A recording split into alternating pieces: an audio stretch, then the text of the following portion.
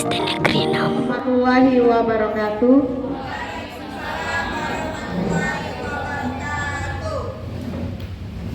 Alhamdulillah ya, pada hari ini kita berkumpul kembali di Aula SD 6 Muara Enim dalam rangka pengimbasan dari pemateri pembelajaran mendalam dan coding.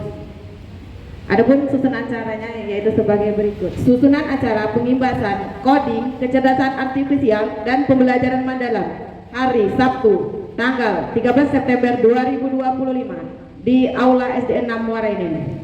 1. Pembukaan, 2. Indonesia Raya, 3. Kata sambutan dari Bapak Kepala Sekolah, 4. Doa, 5. Pemaparan materi, 6. Ice breaking dan tanya jawab, 7. Kesimpulan, dan 8. Penutup. Baiklah, acara yang pertama pembukaan. Untuk membuka acara pada hari ini, marilah kita sama-sama melapaskan lapas basmalah. Acara yang kedua, menyanyikan lagu Indonesia Raya yang akan dipimpin oleh Ibu Miza. Kepada Ibu dipersilahkan. Hadirin dimohon untuk berdiri.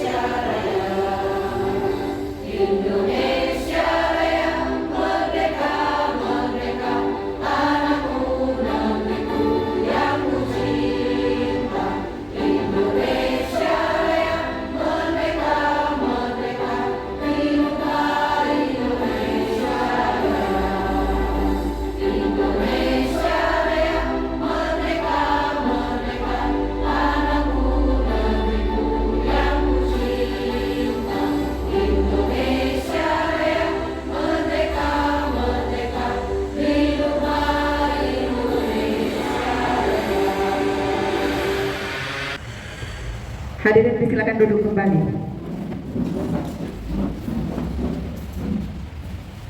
Baik, acara yang selanjutnya yaitu kata sambutan dari Bapak Kepala Sekolah yang akan disampaikan oleh Bapak Beni Hermawan SBD GR.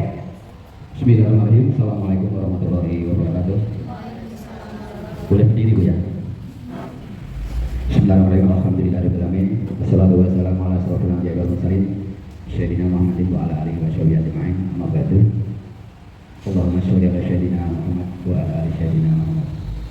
Yang kami hormati Bapak dan Ibu Dewan Guru SD Negeri 6 Muara Enim.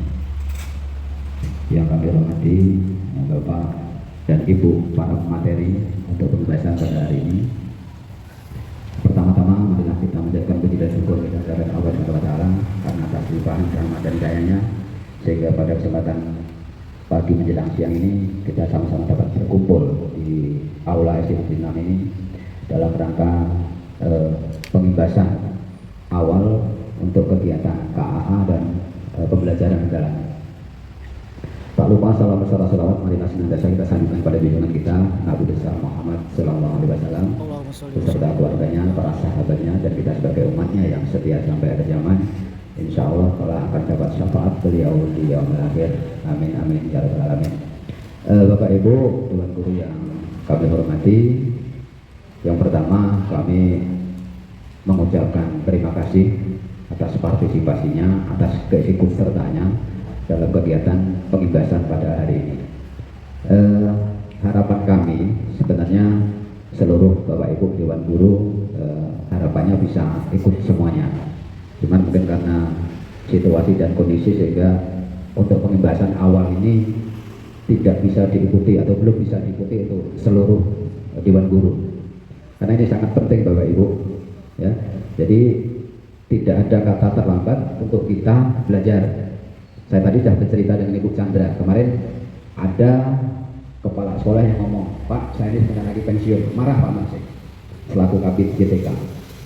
Jadi sebelum purna bakti, sebelum pensiun, jangan ngomong aku nak pensiun. Kalau ngomong nak pensiun berarti tidak ada lagi motivasi untuk menjadi guru. Silahkan berhenti. Nah, ngomongnya seperti itu. Jadi tidak ada kata terlambat. Bapak Ibu yang mungkin usianya memang sudah memasuki usia tua, kita kan banyak yang muda-muda. Artinya nanti ada guru pendamping, mendampingi. Nah, jadi dalam belajar nanti akan sama-sama kita dampingi, apalagi dalam penggunaan IT, ya. Jadi kita sudah punya banyak fasilitas yang ada di sekolah, namun belum banyak dimanfaatkan. Hanya beberapa orang guru yang sering memanfaatkan digital yang ada di sekolah. Nah, selebihnya mungkin Bapak Ibu yang lain banyak yang belum menggunakan. Itu maklum, kita maklumi karena mungkin apa ya, keterbatasan, ya. Di IT. Namun mungkin Bapak Ibu yang lain yang usianya mungkin masih muda-muda, dia akan menjadi pendamping Bapak Ibu. Ya, jadi tidak usah takut, jangan hanya perintah, tolong aku dibuatkan. Minimal kita sudah berusaha dulu, terus minta pendampingan dulu. Termasuk salah satunya adalah smartboard yang ada di sekolah kita. Ya, silakan dimanfaatkan, silakan digunakan.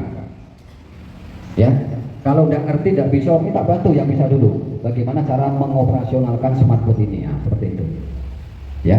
Kemudian yang kedua, harapannya, kedepannya ya, kami sampaikan dulu bahwa kegiatan pengibasan ini adalah tahap awal. Nanti dalam pengibasan yang kedua, itu seluruh guru wajib hadir dengan membawa laptop masing-masing. Sebenarnya ada 3 materi. Yang pertama tentang KAA, ya, coding kecerdasan artifisial itu apa, nanti mungkin akan disampaikan oleh Ibu Erina. Kemudian ada pembelajaran mendalam atau yang sering dengan PM atau bahasa arah-arah ke Tanjung Serian sana, deep learning kalau tidak salah. Bahasanya seperti itu. Itu apa pembelajaran mendalam? Jadi sistem pendidikan kita nih, kalau orang dinas mengatakan ikuti dulu alurnya. Seneng tidak seneng ikuti dulu. Jadi prosesnya nanti sistem pendidikan kita akan seperti apa, yang seperti sekarang ikuti dulu, jalani dulu. BBM. Nah, apa nanti BBM? Dia akan disampaikan oleh pemateri. Jadi itulah Bapak Ibu yang kami sampaikan. Kurang lebihnya kami mohon maaf, dan sekali lagi kami ucapkan terima kasih untuk Bapak Ibu sekalian. Untuk saat ini mungkin Bapak Ibu sebagai pendengar, jangan pendengar pasif ya, aktif juga. Nanti kalau yang tidak tahu silakan bertanya. Kedepannya kita mulai kerja praktek, bawa laptop, kita begawe, ya, yang tua-tua didampingi yang muda-muda. Terima kasih. Demikian yang bisa kami sampaikan. Dengan kami akhiri dengan ucapan bila hidayah dan hidayah. Wassalamualaikum warahmatullahi wabarakatuh.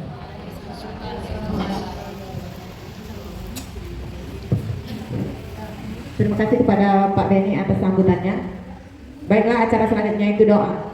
Di mana doa yang akan dipimpin oleh Bapak Ardiansa SPDGR. Kepada Bapak kami persilahkan. Assalamualaikum warahmatullahi wabarakatuh.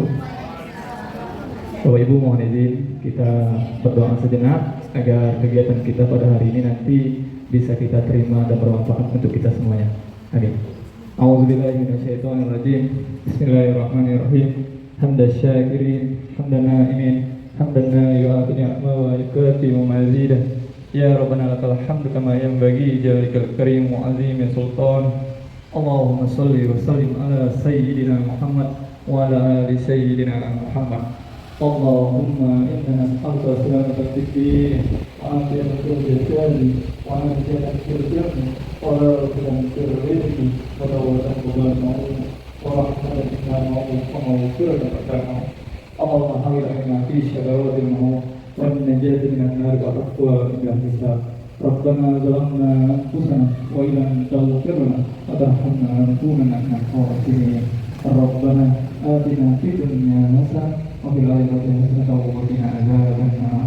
سبحان ربك رب العزة عما يصفون وسلام على المرسلين والحمد لله رب العالمين. تقبل الله منا منكم منا ومنكم تقبل الله. السلام عليكم ورحمة الله وبركاته. Baiklah, kita akan melanjutkan acaranya itu, yaitu kegiatan inti kita, yaitu pemaparan materi. Sebelum pemaparan materi, saya ada sebuah pantun, izin Bapak Ibu ya. Di tengah rumah disimpan kursi. Ada juga meja dan lemari. Mari kita tingkatkan kompetensi dengan menyimak penjelasan dari pemateri. Baiklah, pemateri kita ada 3, yaitu Ibu Amelia, Ibu Oksi, dan Ibu Erina. Pada ibu-ibu, kami siap mendengarkan. Bapak dan Ibu sekalian, sebelum kita menuju ke PNQ, kita akan diajar dulu untuk pola pikir bertumbuh, ya. Nah, di sini ada slide-nya. Mungkin Erina nanti bisa di-share di grup supaya ibu mungkin yang jauh bisa langsung lihat di HP. Nah, di sini ada pola pikir bertumbuh. Dan slide kedua deh. Nah, ini adalah Menteri Pendidikan pertama kita yang baru, sudah tidak asing lagi bagi kita. Beliau lah awal pertama untuk melakukan mindset atau growth mindset ini menjadikan dasar dari pembelajaran mendalam. Di mana dia mengatakan kalau orang berpikir dengan growth mindset, maka dia yakin masalah yang hanya sedikit itu jalan keluarnya banyak. Itu karena itu jangan menyerah, kemudian jangan putus asa, dan yakinlah ada jalan keluarnya. Nah, kalau kemarin itu menurut materi dan sekarang ini terbukti. Nah, ini growth mindset itu sudah kita lihat bahwa mindset itu adalah pikiran yang akan kita lakukan, yang akan kita terapkan baik di dunia pembelajaran maupun dunia lainnya. Selanjutnya, nah tentunya dari mindset ini adalah latar belakang Bapak Ibu. Bapak Menteri Pendidikan telah melakukan survei. Itu mindset dalam PISA 2018 bahwa Indonesia ini satu dari 6 negara yang memiliki 0 murid yang mindsetnya di bawah 40%. Jadi itu menurut survei PISA 2018. Kemudian ada korelasi positif antara jumlah murid yang mindsetnya dengan hasil akademik di suatu negara. Bahwa kita Indonesia itu masih perlu meningkatkan growth mindset, gitu ya. Oke, nah ini kan menjadi awal. Kenapa pola pikir itu lebih penting dari keterampilan? Pola pikir yang mindset itu adalah fondasi dari keterampilan, skill set, dan alat atau set. Kemudian pola pikir juga merupakan cara melihat dan cara berpikir saat menghadapi masalah. Tentunya di sini Bapak Ibu mendahulukan mindset atau mendahulukan skill keterampilan. Yang lebih awal, yang biasanya ya, mindset, betul Bapak dan Ibu, bahwa yang awal dari fondasi itu yang lebih penting itu adalah mindsetnya kita dulu, pola pikir kita dulu, baru kita bertindak, gitu kan? Kemudian juga ada setelah kita pola pikir kita berkembang, maka akan terjadi keterampilan yang tentunya akan membentuk suatu karakter. Nah, di sini juga mungkin ya, ada juga nanti akan kami jelaskan bahwa PPT dan PBT itu berkaitan dengan pola mindset. Jadi yang utama kita sebagai peran pendidik adalah mindset kita untuk kita berpikir berkembang. Jadi kita melakukan dulu mindset, kemudian lalu skill, ya, baru kita ke alat. Kemudian lanjut. Nah, tentunya manusia itu berbeda-beda Bapak dan Ibu. Mindset yang mungkin Pak Ade berbeda dengan Pak Sumantri, ya. Dan di Nota juga berbeda dengan Mary. Tetapi yang kita dalam pembelajaran tujuannya tetap sama, dan mengacu pada apa yang sudah ditentukan oleh pemerintah untuk kita lakukan bersama-sama. Hanya saja pola pikirnya itu berbeda. Sama seperti kita mau ke Palembang, tetapi jalannya kan ada yang jalan tol, ada yang tidak. Nah, maka itu yang dinamakan manusia itu tentunya mindsetnya berbeda-beda. Nah, kemudian ini jenis-jenis ada jenis-jenis pola pikir. Ada growth mindset, PS, spice mindset. Nah, jadi di sini dijelaskan bahwa growth mindset itu adalah keyakinan bahwa kecerdasan dan keterampilan bisa dikembangkan lewat belajar dan berusaha. Itu. Kemudian juga growth mindset ini dia tidak terbatas Bapak dan Ibu. Dia meluas, ya. Nah, sedangkan spice mindset itu keyakinan bahwa kecerdasan dan keterampilan bersifat tetap dan tidak banyak bisa diubah. Jadi spice mindset ini itu terkunci, makanya di situ ada otak yang sudah terkunci karena dia tidak bisa diubah Bapak dan Ibu, tetap. Dia hanya jalan di tempat. Nah, sedangkan growth mindset ini dia butuh berkembangnya besar dan tanpa ada batas. Jadi kita mengarahnya ke growth mindset dari awal dari. Next. Nah, ini Bapak dan Ibu yang penting kita untuk lihat secara bersama bahwa pola pikir tetap dan pola pikir bertumbuh ini yang dinamakan PPT itu pola pikir tetap dan PPD itu pola pikir bertumbuh.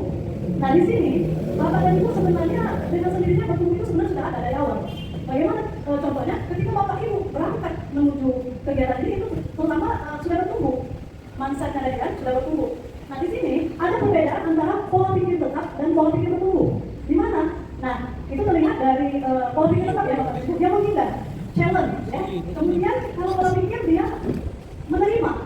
Ya dulu lah, mungkin coba dulu kalau yang bertumbuh. Tapi kalau yang tetap, yang dulu aja, yang tahu ya. Nah, itu dia menghindar, ya. Kemudian juga ada ketika pola pikir itu menyerah, tetapi pola pikir itu untuk bertumbuh dia bertahan. Nah, jadi pola pikir tetap itu dia menyerah dalam artian mungkin saya tidak sanggup. Tetapi kalau di pola pikir bertumbuh dia bertahan. nyawa ikan ya, tapi kita tetap bertahan walaupun sedikit. Nah, kemudian ada pola pikir tetap mubazir. Kalau orang yang berpikir pola pikirnya tetap, ayo apa menjual itu? Nggak penting, aku juga sudah ataupun gimana. Tetapi kalau ketika dia bertumbuh menjadi peluang bahkan itu, kapan lagi dia bertumbuh? Karena kesempatan itu tentunya tidak akan datang untuk kedua kalinya. Kalaupun datang ya alhamdulillah ya. Kemudian juga ada kritik atau serangan. Kalau orang yang pola pikirnya dia ada kegiatan itu dia serangan dalam artian, ayo benar, aku masih ada gawe, itu merupakan serangan.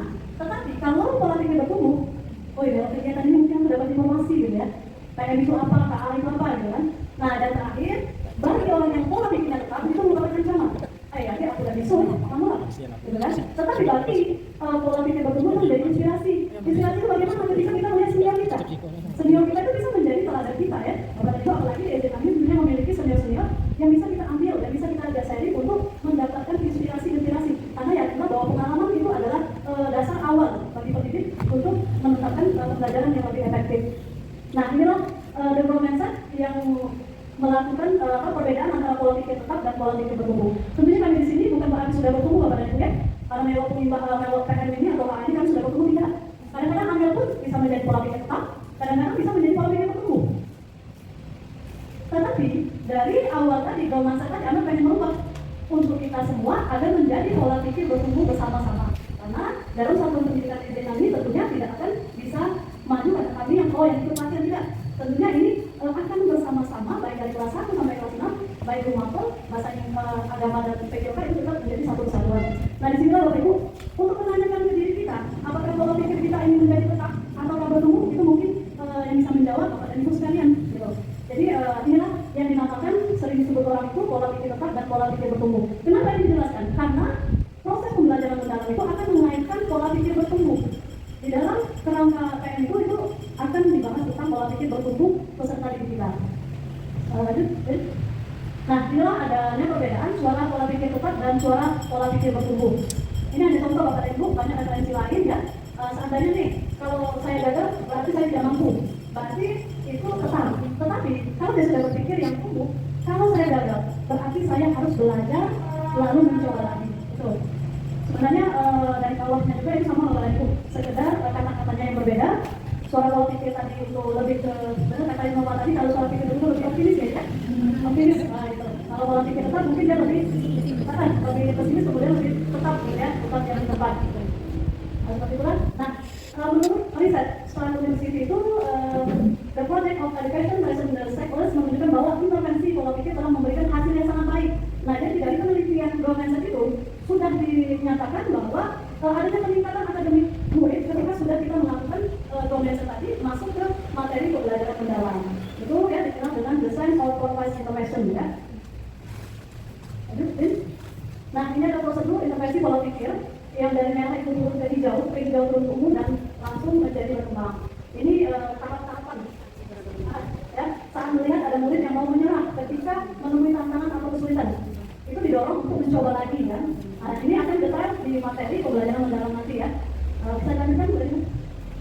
Nah, ujian pribadi ujian proses. Nah, disinilah kadang-kadang saya sendiri juga lupa bahwa ujian proses itu sering tidak saya lakukan terhadap peserta didik saya. Saya sering sekedar ujian pribadi, tapi tidak berlanjutan, gitu kan? Nah, jadi di sini cara untuk memberi ujian atau kritik juga menjadi faktor yang sangat menentukan tipe atau pola pikir mindset anak tadi. Ketika anak itu merasa dia diberi support, diberi ujian, kamu pasti pintar, itu ujian pribadi. Tetapi kalau kita prosesnya berkembang, kamu pasti sudah bekerja keras karena proses. Jadi proses itu kita harus juga support ujian proses. Selama ini mungkin saya juga pribadi lupa bahwa ujian proses itu juga harus kita lakukan kepada peserta didik kita.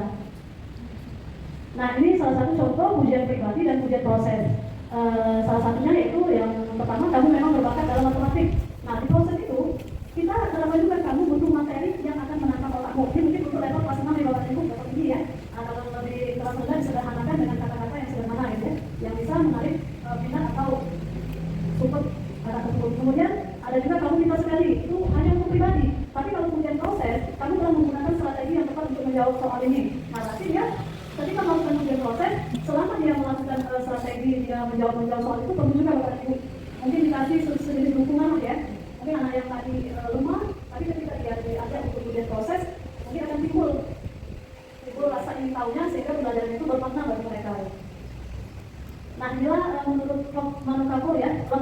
penelitian juga, ternyata penelitian ini sudah banyak dilakukan oleh para pakar ya, terutama bahwa melakukan penelitian mendalam dan membuktikan bahwa bila murid diberi kesempatan Bapak Ibu untuk mencoba berjuang dalam menyelesaikan masalah dan mencari solusi, mereka akan lebih mudah memahami dan bisa menerapkan informasi yang mereka dapatkan. Aman juga termasuk juga yang masih punya kekurangan, itu tidak, pembelajaran itu kadang-kadang tidak sepenuhnya memberikan ruang seluas-luasnya kepada peserta didik untuk memberikan kesempatan berbicara, kemudian atau dia menyampaikan pendapat, kadang-kadang mungkin dikejar waktu juga gitu. Jadi ternyata memberikan ruang atau memberikan kesempatan itu berdampak sangat besar bagi peserta didik kita. Tentunya penanaman karakter juga menjadi dasar untuk memberikan solusi untuk memecahkan masalah. Kemudian juga ada yang nilai prinsip PBB tadi, pola pikir berkembang. Jadi ketika dia diberikan kesempatan, diberikan kemampuan untuk menuangkan pendapatnya, maka dia termasuk pola pikir yang berkembang. Next ini. Nah, mungkin itulah Bapak dan Ibu ya, simulasi awal tentang itulah simulasi sebelum kita menuju PM, bahwa mindset pola pikir kita itu harus bertumbuh dan berkembang. Jangan menjadi pola mindset atau yang kita bicarakan tadi menjadi tetap. Mungkin kami yang mudah bisa mengerti dengan maksimal, saya bisa mengerti dengan baik. Nah, itulah materi awal dalam mindset tadi. Untuk selanjutnya akan disampaikan keterangan kami. Mungkin untuk sesi tanya jawabnya akan dilakukan setelah pemateri selesai semua melakukan pemateri. Di sini juga kami menyediakan ganti nasi siang di Bapak, Bapak. Jadi untuk materi selanjutnya silakan kepada Bu Oksi.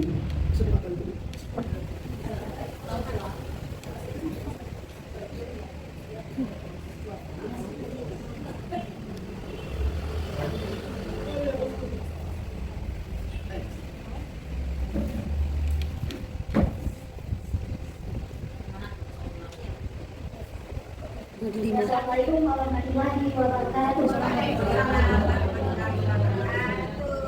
Sebelumnya terima kasih kesempatan hari ini bisa berbagi dengan rekan-rekan guru, dan juga terima kasih sudah meluangkan waktunya untuk bisa hadir pada pelatihan kita siang. Oke, ini oleh-oleh dari pelatihan 5 hari.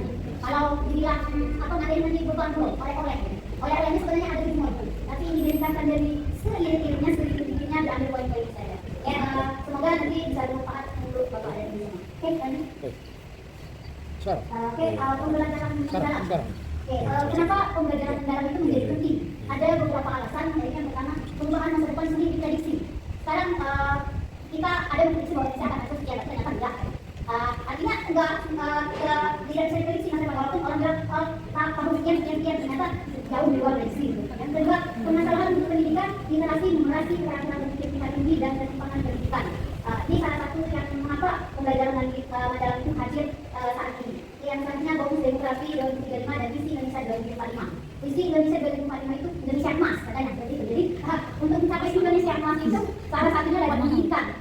Nggak bisa lewat yang lain, karena lewat pendidikan maka sektor yang lain akan bisa diperbaiki. Selanjutnya kompetensi masa depan. Oke, ini apa itu pembelajaran mendalam? Pembelajaran mendalam merupakan pendekatan, bukan kurikulum ya. Ini sudah karena ada mindset tadi salah. Pembelajaran itu bukan kurikulum, tapi pendekatan, sama kayak pendekatan yang lainnya, aktivitas dan sebagainya. Ini ada memeriahkan dengan menekankan pada penciptaan suasana belajar, proses pembelajaran berkesadaran, bermakna dan menggembirakan, melalui olah pikir, olah hati, olah rasa dan olah raga, secara holistik dan terpadu.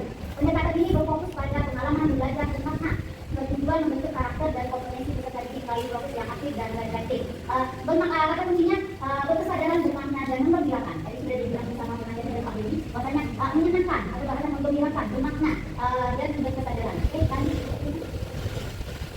Tujuan pembelajaran mendalam ini membentuk pelajaran yang beriman dan bertakwa kepada Tuhan Yang Maha Esa, mengembangkan kemampuan berpikir kritis dan kreatif, menumbuhkan kemandirian dan kolaborasi, meningkatkan kesadaran keluargaan dan kesehatan, dan mampu berkomunikasi efektif.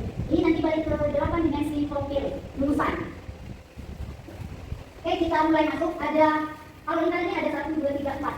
Ada 4. Kalau bisa mengingatnya itu mengingatnya 8, 3, 3, 4. Itu mengingatnya secara cepat ya. 8, 3, 3, 4. Yang pertama kita masuk ke yang pertama dulu. Dimensi profil lulusan.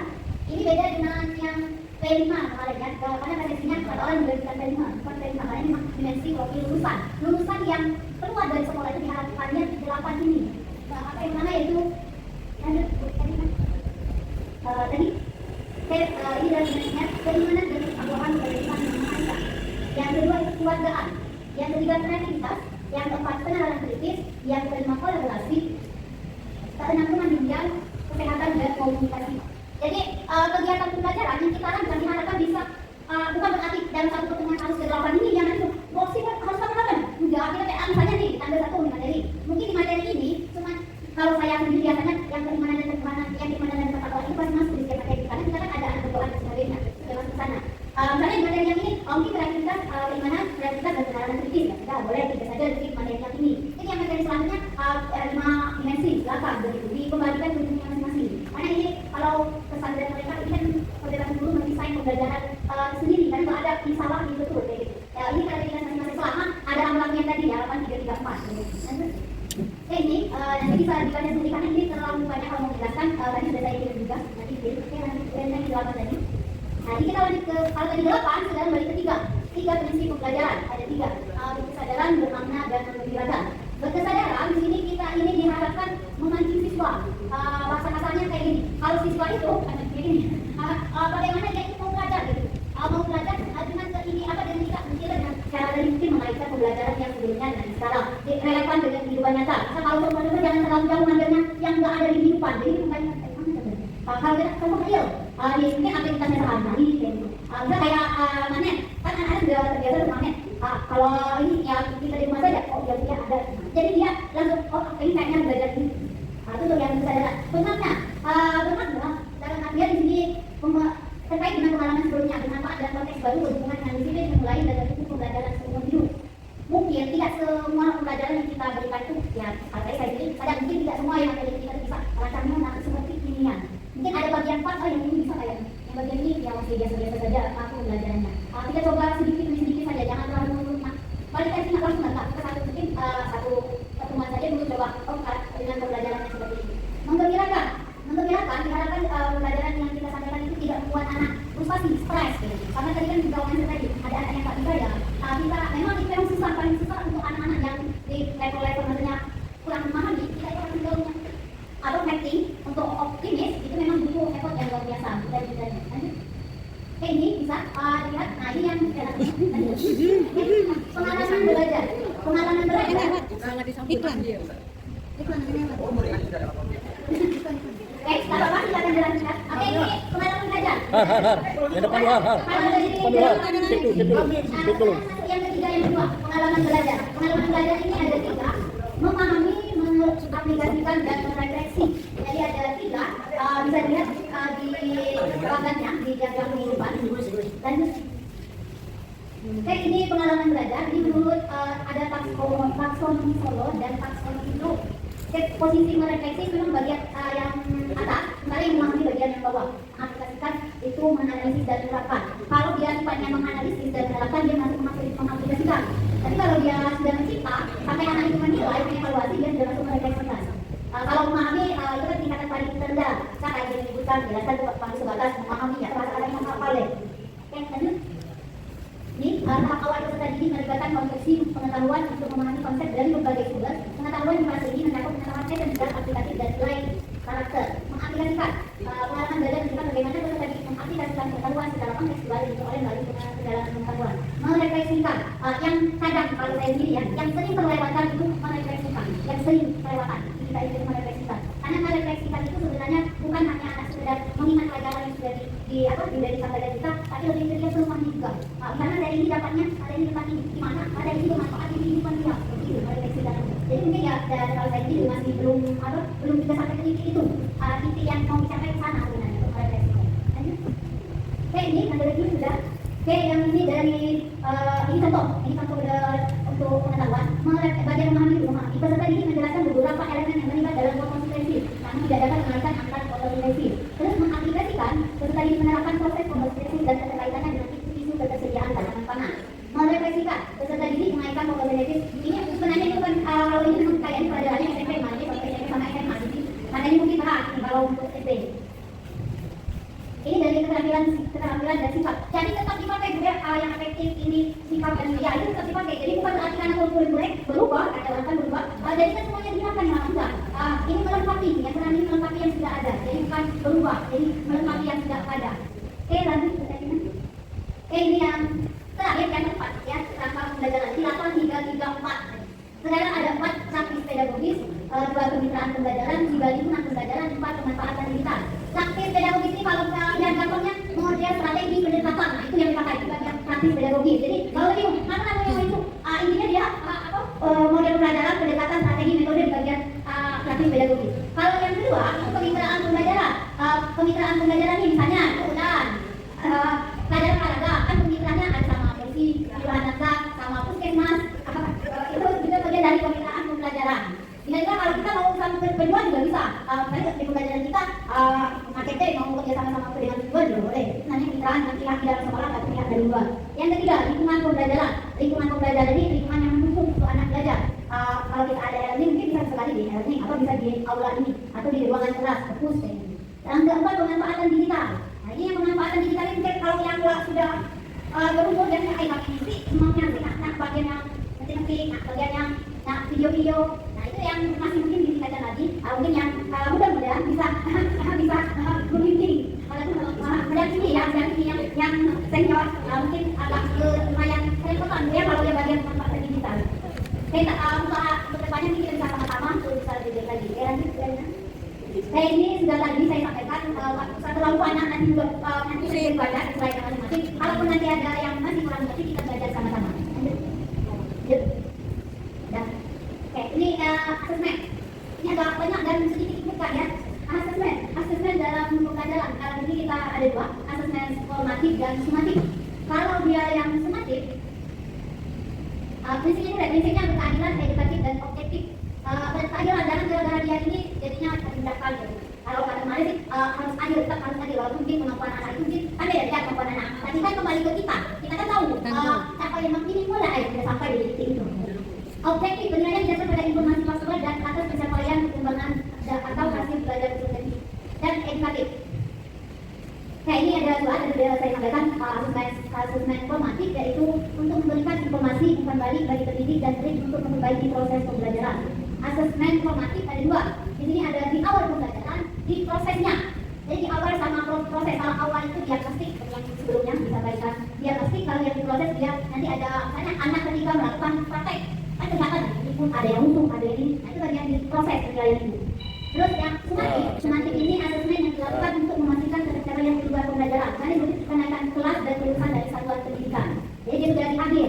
Kalau kita ini penilaian akhir semester sudah lanjut. Oke, asesmen harus autentik dan holistik. Autentik penilaian mempresentasikan realitas kehidupan atau konteks sehari-hari, berfokus pada proses dan produk belajar dalam konteks yang nyata dan bermakna. Holistik menyeluruh, bukan hanya kognitifnya saja. Jadi autentik dan komponennya juga dilakukan penilaian. Kayak ini 2 tadi, formatif dan sumatif. Kalau formatif dia sebagai learning untuk proses pembelajaran, untuk kebaikan, bukan dia learning yang untuk kebaikan dan learning dan learning. Kalau sumatif dia learner, capaian murid terakhir. Jadi ini untuk yang asesmen. Lanjut lagi. Kayak ini contoh teknik asesmennya, nanti bisa dibaca sendiri, saya nanti dibagikan juga. Sudah. Kayak ini teknik umpan balik ini sama yang kayak anak tadi yang ujian tadi. Nah, umpan balik itu ada banyak. Ada yang sifatnya klarifikasi, ada yang berupa nilai, ada yang berupa perhatian, ada yang berupa saran, ada yang berupa apresiasi. Kan tidak semua anak itu harus diapresiasi. Ada yang dia butuhnya bukan apresiasi, dia butuhnya komentar atas kekuatan yang terlihat. Misalnya dia klarifikasi butuhnya. Jadi enggak semuanya harus dalam bentuk apresiasi atau saran. Jadi beda-beda tergantung anak. Jadi kalau memang ini hanya banyak yang tertentu. Yang anak itu hanya ada kalau kita udah anak yang 35 ada teknik umpan balik. Katakan dulu dalam PM ini ada aktivator, kolaborator dan penyumbang budaya belajar. Jadi ada kita sebagai urusan tetap sebagai aktivator nanti peserta didik semuanya dan pengembangan budaya memberikan kepercayaan dan ruang menghasilkan resiko kepada peserta didik untuk mengembangkan kreativitas. Nah ini udah sampai terakhir, ini sampai dulu terakhir. Ini kalau bahasanya mau belajar PM yang minimum ya, yang minimum. Kalau mau sebenarnya di atasnya bisa dicalonkan nanti jadi satu nama, unsur dan sebagainya. Ini bagian bawahnya. Identifikasi saja ada 4 identifikasi misalnya pembelajaran. Identifikasi masuk yang dimensi profil tadi. Ini boleh gini kalau pakai yang ini boleh gini. Kayak enggak ada juga yang kemarin 2 dia punya sebanyak 8 dari langsung kayak di itu yang dia pakai. Kalau yang tadi kan cuma konten dia. Yang tadinya itu desain pembelajaran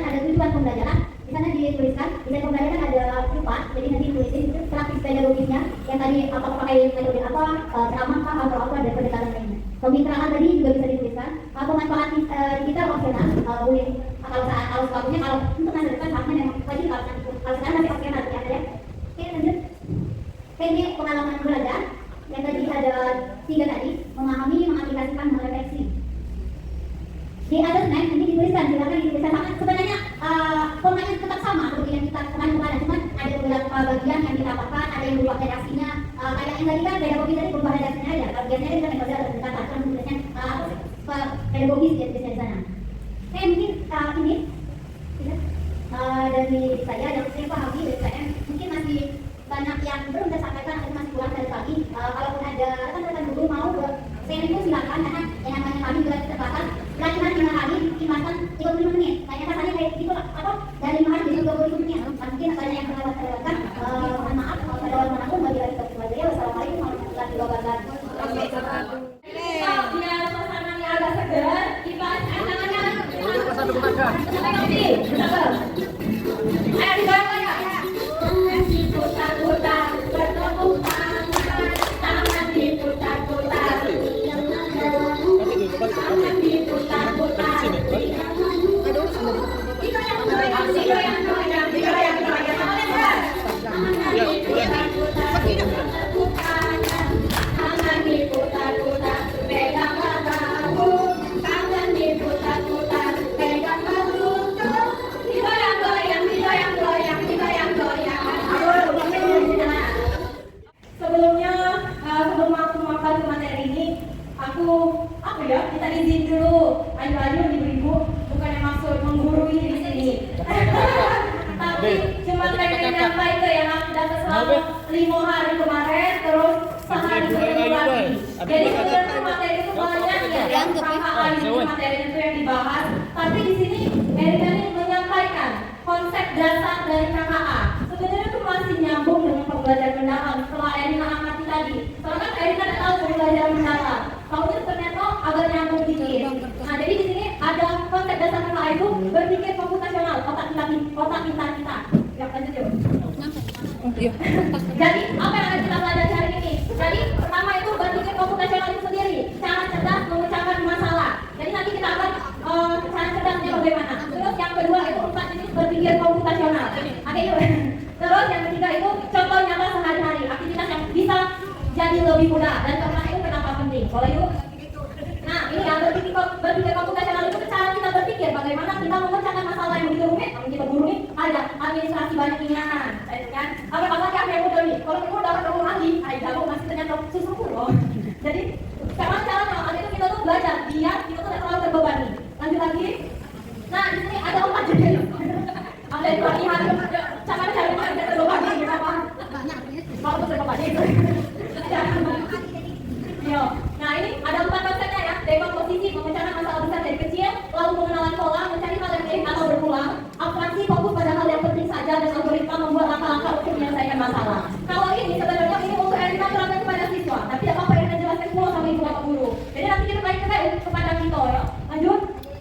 Nah di sini ada dekomposisi, memecah jadi bagian kecil. Nah ini sebenarnya Erika tuh lebih bagusnya jelaskan sama anak-anak. Bagaimana biar mereka tuh menganggap suatu pelajaran itu tidak susah. Biar mereka tuh bisa memecahkan angka dulu. Sebenarnya dikaitkan dengan dunia nyata. Contohnya di sini mau bikin kue ulang tahun. Jadi kita tarik. Nah, kaitan kan? Ada apa yuk? Pertama di tahapan kita tadi memahami dulu. Kita kasih pertanyaan otomatis kepada anak-anak. Anak-anak di sini ada masalah. Masalahnya itu adalah mau bikin kue ulang tahun. Menurut kalian kita tarik saja kan? Bagaimana cara biar kita bisa bikin kue ulang tahun anak-anak? Nanti kalian jawab. Oh siapin bahan bu, siapin bahan. Akhirnya pasti salah jawab. Beli bayar. Pokoknya ada yang jalan saya. Nah tapi kita balik lagi ke anak-anak tuh. Bukannya itu masalahnya. Masalahnya ini adalah mau bikin kue ulang tahun. Jadi kita terangkan ke komposisi ini. Ayo kita jelaskan. Jadi tadi ada jawab pasti ada yang benar. Walaupun satu atau kok. Belanja bahan-bahan kue, terus mencampur adonan dengan rata, mengembang kue di oven dan menghias kue agar cantik. Barulah kuenya udah jadi itu dulu. Biar anak itu kepepet. Lanjut yuk. Nah sebenarnya dapat konsep ini mirip-mirip dulu. Kalau tadi itu langkah-langkahnya, ini pola mencari mirip. Nah kalau KKA sebenarnya ada permainan, tapi lemah bukanya di laptop. Kalau kita adik-adik jadi menjelaskan materi-materi dulu. Nah di sini nah misalnya ada lagi kasusnya di pelajaran itu tuh pola manik-manik. Jadi anak-anak itu sudah berpikir, anak-anak kita nak bikin jelang hari ini pakai manik-manik. Nah jadi konsep dengan anak merah dulu masuk ke biru. Lagi kita ngomong dengan anak-anak itu itu. Nah itu termasuk ternyata, sering kita balik guna ke sehari-hari kita baca mungkin ibu-ibu, apalagi ibu WA, senior pasti sebenarnya kalau guna ke KKA nih ternyata ada di kehidupan kita. Masa kayak kita guna ke. Nah di situ lebih ditekankan lagi maksudnya tuh langkah-langkah itu harus sampai anak itu paham. Terus, ini kan bisa, nah yang ketiga ini ada abstraksi, fokus pada yang penting saja. Kita minta anak-anak sama pelajaran seni rupa. Anak-anak hari ini kita nak gambar rumah yo. Nah kalau mereka gambar rumah, pasti yang dipegangkan mereka nih, tapi kadang aku kemarin kan aja. Kalau kita gambar rumah, apa yang kita bikin anak-anak? Kamar mandi bu, mana coba? Kamar gambar rumah, kamar mandi di dalam, disuruh gambar. Jadi rumah tuh, petanya baru dijadikan rumah yang bikin kamar mandi kan. Padahal kan disuruh bikin rumah. Nah ada berarti anak-anak tuh belum menerapkan berpikir komputasional tadi, mikir yang penting-penting tadi. Nah jadi kita tuh, itu aku udah dibawa ada pertanyaan apa? Bu, sama dong jawabnya bu sama dong, karena mungkin anak-anak itu ini belum ada 4 pola berpikir komputasional tadi.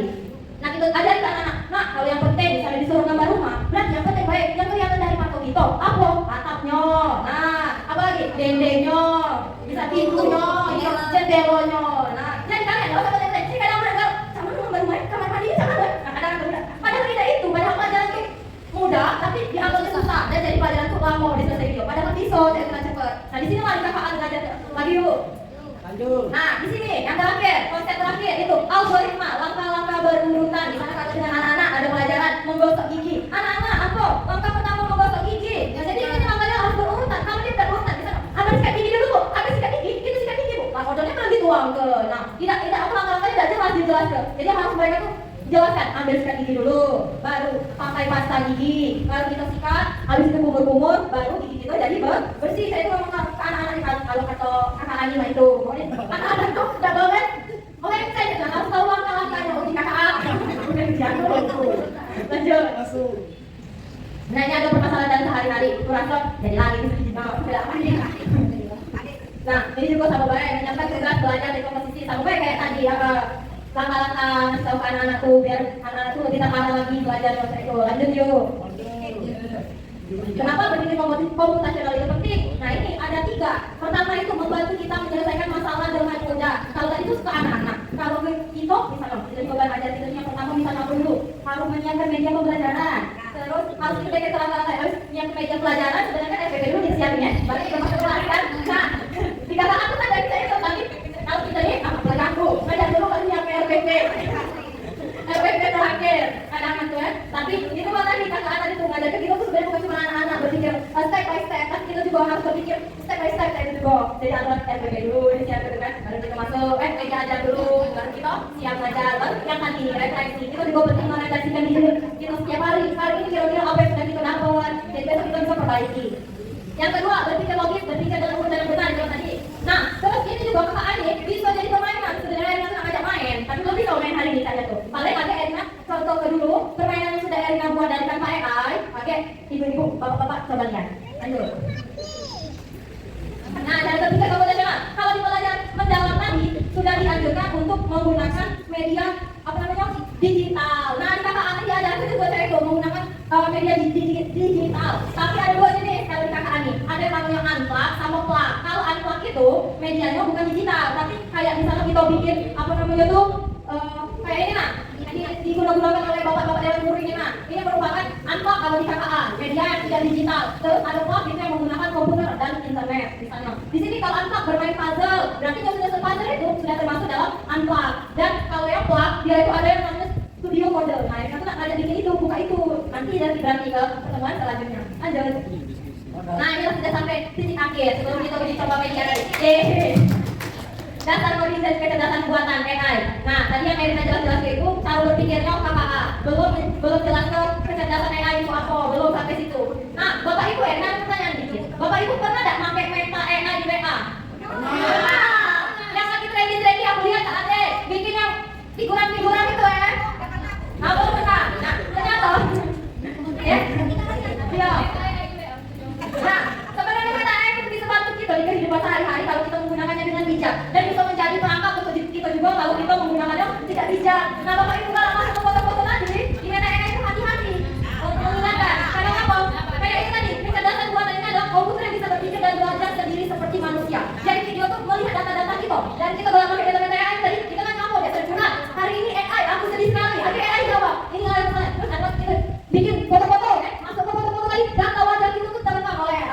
waktu-waktu, misalnya gitu, kalau keseringan ya misalnya, data yang ada itu berenang, disimpan di data mereka, terus ada uang lain di sana. Tolong buatkan gambar lelaki berambut lurus, mata sipit, di sana ada baju misalnya. Nah, bisa mengobrolkan wajah itu tipis dengan orang lain sehingga pas tampil di media itu wajah itu muncul, padahal kita tidak meminta wajah itu. Jadi boleh sekali tidak apa-apa, tapi digunakan dengan bijak. Terus kayak misalnya data-data anak berapa, misalnya nik itu berapa, jangan sampai masuk lagi media yang lain. Kalau ada tren-tren cepat kan, tren-tren masuk ini, masuk aku dari ini, nah jangan sampai digunakan tentunya bersalah. Ada AB,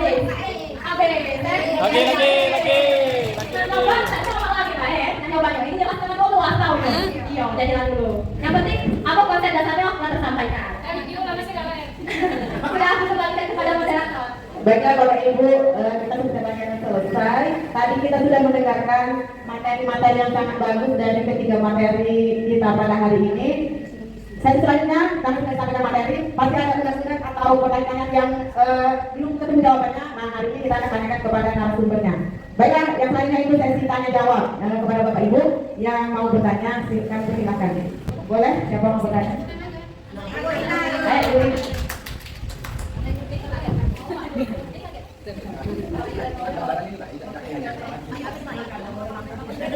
Assalamualaikum warahmatullahi wabarakatuh. Yang akan ibu tanyakan karena ibu agak telat tadi ya, jadi ingin tahu itu sesuai dengan dinner itu ya, itu ada bacaan coding. Jadi ibu ini pengen tahu apa ini yang masuk coding ini. Hanya itu yang ibu tanyakan. Makasih. Bagaimana mengatasi? Kasih jawab apa sih dulu? Kasih jawab ya, kasih jawab oleh Ibu Erina. Ibu izin menjawab Bu Rina.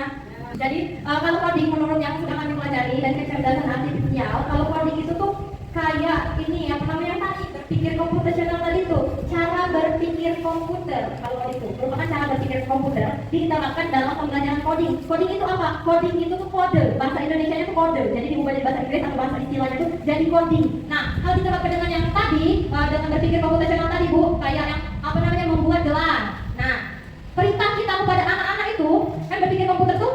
Komputer bekerja kalau kita manusia memerintahkan dan perintahnya itu jelas. Misalnya kayak di komputer kita mau nyuruh itu apa namanya kayak ini dulu ya pendapat jangan di komputer deh, di kehidupan tadi, bikin gelang tadi. Anak-anak kita mau bikin gelang hari ini. Gelangnya itu terdiri dari 3 warna, ada warna merah, kuning dan hijau. Nah itu pengenalan pola, itu kodenya, itu codingnya. Merah, kuning, hijau. Jadi merah, kuning, hijau itu kodenya. Hijau itu misalnya kita di gelang itu yang pertama anak-anak, merah yang kedua, kuning yang ketiga. Berarti yang keempatnya kalau dia berurutan seperti itu, apa selanjutnya? Oh warna merah lagi Bu, berarti yang keempat karena yang pertama tadi warna merah. Nah itulah pelajaran coding tadi Bu. Itu coding itu tuh kode. Jadi kalau kata kakak ini pelatihan kakak itu yang Erina pahami. Jadi coding itu tuh kayak kode. Jadi pelajaran, misalnya yang Ibu Rina pelajaran agama dikaitkan dengan si coding tadi. Kalau di pelajaran atau pas misalnya kalau Erina kemarin, coding ini bisa mata pelajaran sendiri, bisa dikaitkan dengan mata pelajaran kita, atau bisa jadi ekstrakurikuler. Jadi misalnya kalau dia pelajaran sendiri, biasanya kita mengaitkannya dengan pola-pola tadi, pola-pola tadi.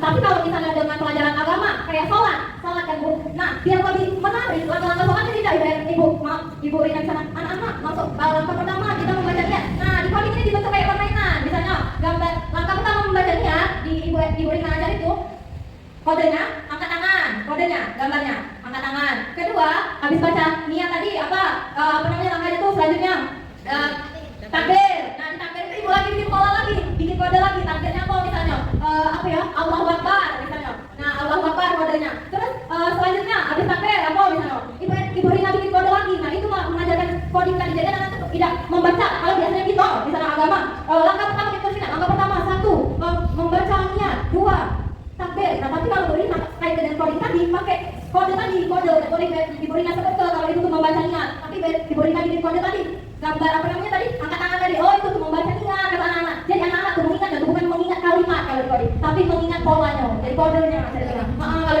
di ada kode Morse itu mah coding itu tadi kode. Coding itu iya prosesnya Bu itu caranya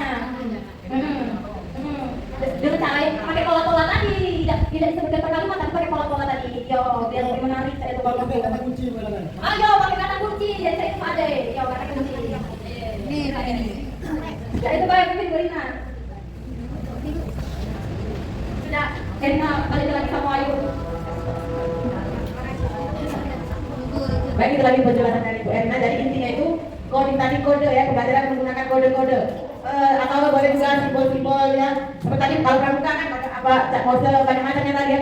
Itu sebenarnya nanti kalau kita sudah bisa coding ke depannya kita bisa mengartikan kode-kode yang ada di komputer itu nah kan. Intinya tapi sekarang kita lagi tahap dasar, tahap awal-awal kan. Mungkin kan kalau orang luar negeri kan bisa merakit game atau sendiri, nah kita melalui kode-kode semua. Tapi kita baru dari tahap awal dari SD. Mungkin itu saja yang aku baca. Ini Bu Rina, bagaimana?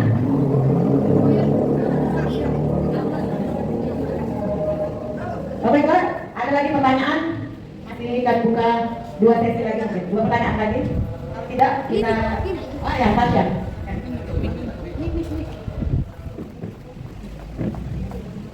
Bu, kalau pertanyaan yang kedua, ketiga langsung ada Pak Ratu. Pertanyaan Tasya itu kan di zaman sekarang, anak-anak SD nih sangat-sangat terpapar sama teknologi yang sebenarnya belum terlalu penting buat mereka tahu, tapi mereka tahu luar dari kita. Nah, itu yang mana tanggapannya dari Ibu Erina selaku pemateri kecerdasan artifisial sama pembelajaran mendalam. Soalnya kan kita guru-guru di sini juga dari berbagai generasi, ada yang dari generasi umur, generasi X, generasi milenial, generasi Gen Z yang menghadapi siswa-siswa yang gen apa, yang lahirnya tahun kalau kelas 6 tuh 2014, sekarang yang SD kelas 1 2019 malahan. Nah itu kayak mana kita menerapkannya di dalam kelas selama pembelajaran.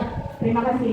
Terima kasih Bu Tasya untuk pertanyaannya. Betul, zaman sekarang itu sudah canggih anak-anak, kadang-kadang dia lebih itu tahu duluan daripada kita sebagai guru. Menyikapinya itu tentunya kalau antara kelas tinggi dan kelas rendah itu, mungkin kalau kelas tinggi lebih dimanfaatkan menjadi sakanya di dalam pembelajaran ya. Olahraga contohnya ya, Tasya menemukan salah satu anak yang mungkin dia bisa menggunakan baik itu KL yang diimplementasikan ke pembelajaran mendalam. Nah itu diambil sisi positifnya, karena kita itu dalam satu periode itu 31 anak, mungkin itu kita beri apresiasi bisa menjadi leader kita, bisa menjadi partner kita untuk menyampaikan materi pembelajaran tadi. Tidak terus-menerus kita sebagai guru, karena tadi guru itu bisa menjadi fasilitator kan, bisa kita mengajak dia untuk menjadi guide gitu. Jadi bisa mungkin nah kan kalau kamu tahu nggak contoh dari yang benar, ternyata tadi ada salah satu anak yang tahu kan, tadi bisa diajak untuk menjadikan sebagai simulasi anak-anak yang lain gitu. Mungkin lebih ke arah sana untuk kelebihan anak-anak yang telah mendahului itu mengetahui teknologi digital yang sudah pesat di dunia anak.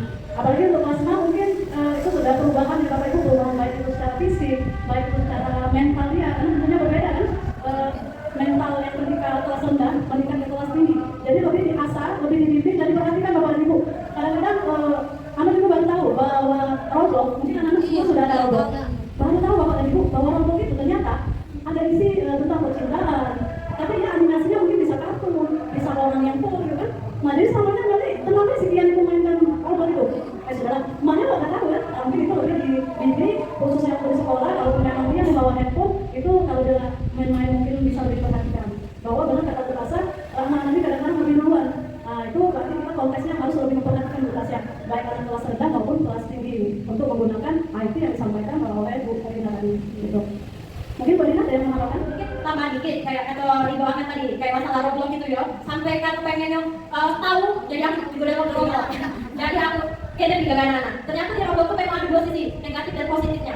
Kalau negatif itu yang di Akan tadi, positifnya ternyata di situ ada edukasi juga, ada pelajaran matematikanya, ada pelajaran berhitungnya, ada bersaingnya juga di dalam situ. Mungkin cara kita sebagai guru bijak, BLKT ya, itu harus kerjasama antara kita dan orang tua. Kalau di rumah kita minta tolong orang tua itu kasih screen time untuk anak itu menggunakan handphone, misalnya cuma 1 jam, dan 1 jam itu harus di dekat orang tua. Misalnya kita edukasi orang tua itu harus di dekat orang tua dan orang tua melihat pekerjaan anak itu. Dia ngomong apa game ya, gamers nih banyak apalagi di YouTube ngomong kotor, ngomong kasar kalau dari awasi. Jadi kalau Erina pribadi ada keponakan, gimana sampai Erina, misalnya dia lagi apa itu kita edukasi orang tuanya. Di samping orang tua itu, jadi orang tua itu tahu. Terus kita kalau guru, misalnya lagi tak pakai internet, pelajaran internet ya, yang harus pakai HP atau komputer. Jadi misalnya dibukanya waktu jam pelajaran itu baik. Kalau tidak lagi jam pelajaran berarti kita simpen. Nah selain itu, paling cuma kita kasih tahu edukasi tadi harus kita kaitkan dengan penanaman nilai Pancasila harus. Kalau berkata kasar tidak boleh. Kalau bertindak yang sesuai di atas usia kita tidak boleh. Paling kita guru itu baik ya. Paling bisa atasinya, paling balik ke orang tua kalau di rumah. Oke, terima kasih. Untuk pertanyaan selanjutnya, bagi yang ingin, boleh Bapak Ibu, boleh juga masukan, boleh juga pertanyaan, ataupun kita sharing, diberikan waktu yang seluas-luasnya.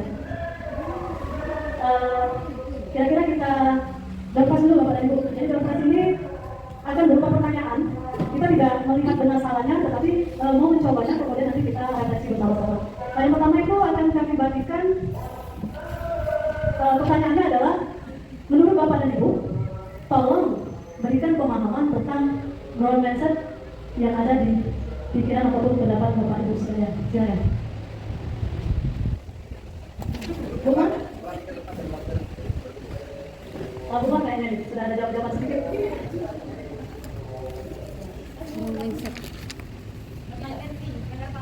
Oh, nanti. Oke.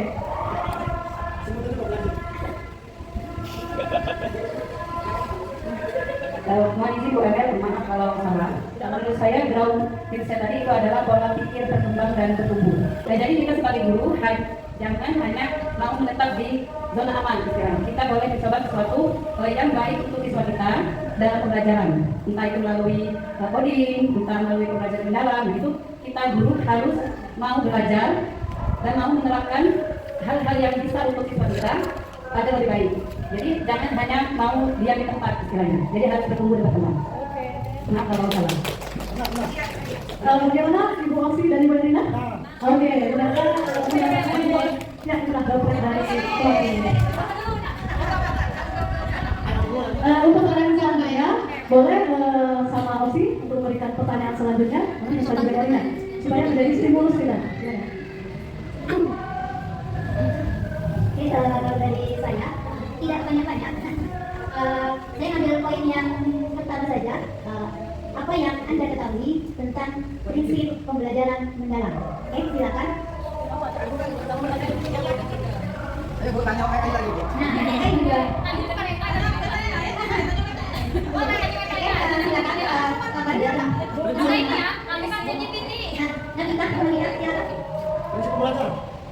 Tiga prinsip pembelajaran mendalam. Yang pertama itu berkesedaran, yang kedua itu bermakna, dan yang ketiga itu memikirkan.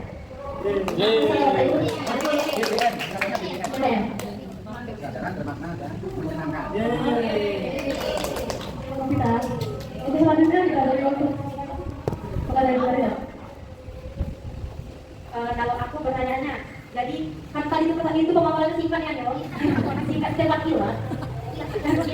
Jadi menurut Bapak Ibu, apakah itu tadi kan bukan coding ya, kalau yang menjelaskan itu cara berpikirnya, coding lah, tapi cara berpikirnya kan belum contohnya. Nah, menurut Bapak Ibu, apakah pemikiran berpikir otak komputasional itu baik kita gunakan dan kita kaitkan ke pembelajaran mendalam? Ini itu saja. Pertanyaan jadi, apakah menurut Bapak Ibu berpikir komputasional itu penting diterapkan kepada anak-anak agar berkaitan dengan pembelajaran mendalam, dan sertakan alasannya? Alasan dikit, pentingnya apa oleh tenang? Tadi kan ada penjelasan dikit, berpikir komputasional itu apa oleh tadi? Yang penting alasannya apa oleh? Menurut saya penting karena sesuai dengan prinsip pembelajaran mendalam tadi adalah growth mindset. Jadi anak-anak itu pola pikirnya bertumbuh dengan menggunakan kecerdasan artifisial. Ya, jadi kalau sekarang ini kan zaman teknologi ya. Jadi kalau pisau memang tidak bisa dipungkiri namanya teknologi itu. Kita tidak bisa menyamakan dengan kita dulu. Kalau dulu kan handphone dan sebagainya tidak ada. Ya, kalau sekarang memang tidak bisa lagi. Memang harus teknologi itu memang kita gunakan. Jadi menurut saya penting. Terima kasih. Terima kasih. Masih ada tidak lagi Bapak dan Ibu, ini hanya sekedar memberi